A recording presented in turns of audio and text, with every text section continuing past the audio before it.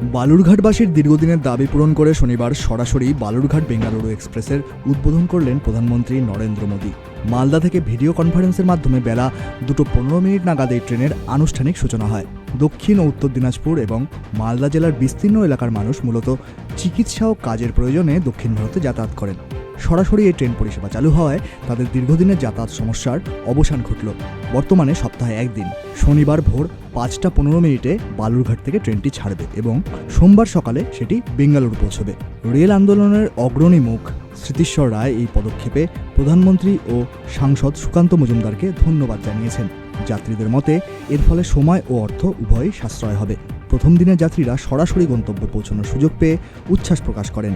এই ট্রেন চালুর ফলে সমগ্র দক্ষিণ দিনাজপুর জেলা জুড়ে এখন খুশির হাওয়া। আমরা কেন্দ্রীয় সরকার এবং আমাদের সাংসদ সহ আমরা আনন্দ প্রকাশ করছি। সোনাক্ষী, মশলা কোথায়?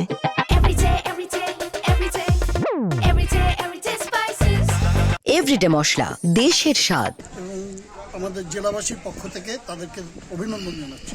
আরও পদক্ষেপ এই পর্যন্ত আমাদের অনেক দাবি দেওয়া এখনও অপূর্ণ থেকে গিয়েছে।